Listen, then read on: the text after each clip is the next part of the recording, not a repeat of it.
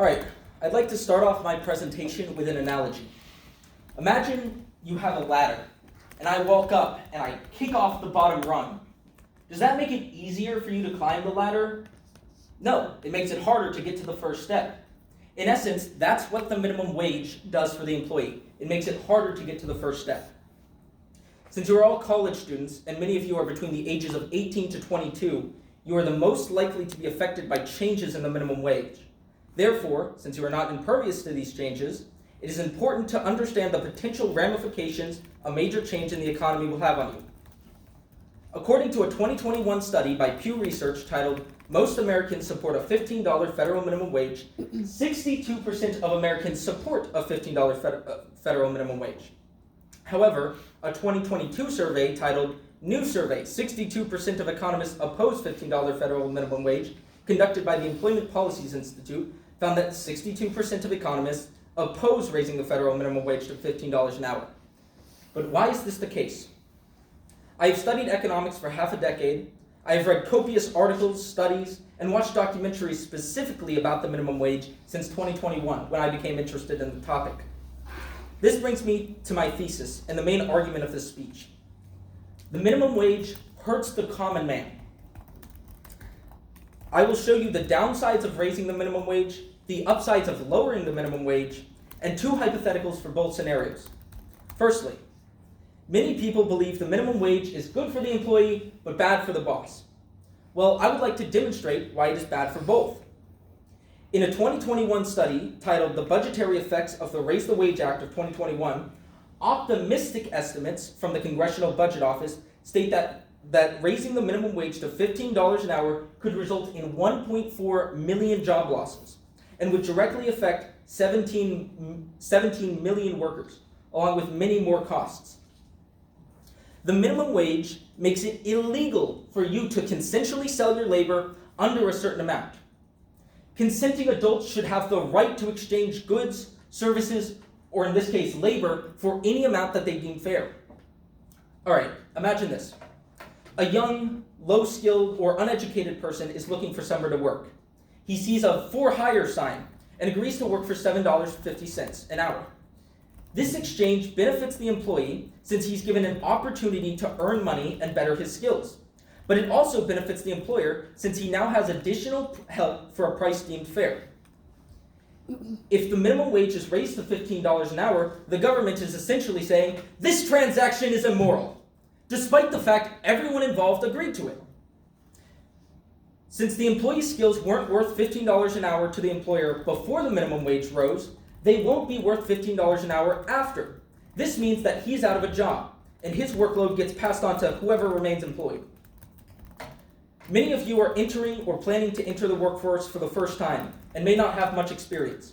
If the minimum wage continues to rise to $15 an hour, employer standards will also rise, and it will be harder for you to find even an entry-level position.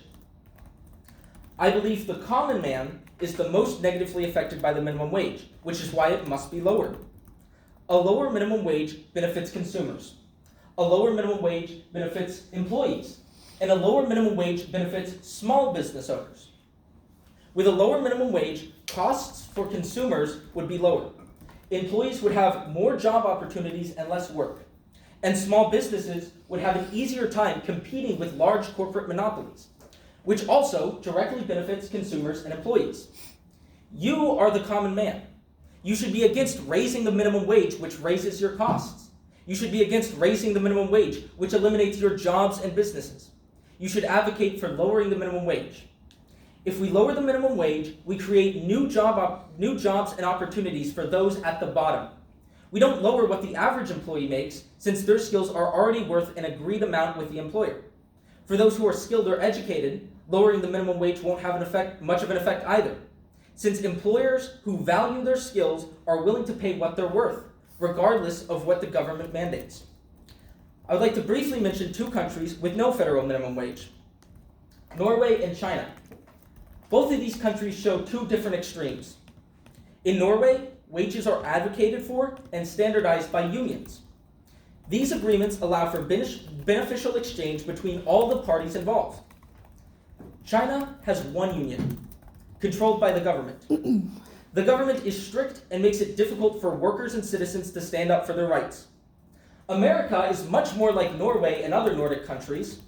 We allow for unions to fight for their rights, and we allow for voluntary, free exchange between individuals. So surely, we should allow people the right to work for whatever price they see fit. The main argument that I've seen presented in favor of the minimum wage is that workers deserve a fair standard of living. That's a completely understandable argument. However, when you look at the results, raising the minimum wage doesn't help workers. Raising the minimum wage eliminates jobs and makes it harder for young, uneducated, or low-skilled employees to even find entry-level positions. These jobs allow them to develop their skills and work their way up to higher-paying positions. I believe workers should advocate for their wages themselves or with the assistance of unions, not by government force. Lastly, what could happen if the minimum wage were to increase? And what if it were to decrease? Let's see two hypotheticals. If we restrict our right of consensual exchange and allow the federal minimum wage to be raised to $15 an hour, we may see job losses in the millions. It will be harder to find entry-level positions. Prices will rise, and it will be much more difficult for you to start your own business, which is great for corporations. Instead, if we allow employees and employers to meet at a price they both see fit, there will be new job opportunities for the poor and homeless. Existing workers will have a lighter workload and may find higher paying positions. Consumers will have to pay less for goods and services, and small businesses can hire more employees, allowing them to compete with large corporations. By now, I should have convinced you that raising the minimum wage comes with many potential downsides, and why lowering it may not be so bad. Even if you don't fully agree with me, Roberto, I see you. You should at least be a bit more skeptical of policies that seem too good to be true.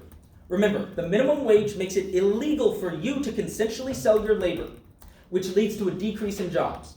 Since you are the common man, lowering the minimum wage will benefit you. And if we allow the minimum wage to rise, countless Americans may lose the jobs they depend on to survive. You are the next generation of this country. You should educate yourself on important political topics. Don't be a follower, question all authority. Advocate locally for the policy changes that you wish to see. Because if you don't fervently fight for your rights and freedom, there are those who will gladly take them away. Thank you.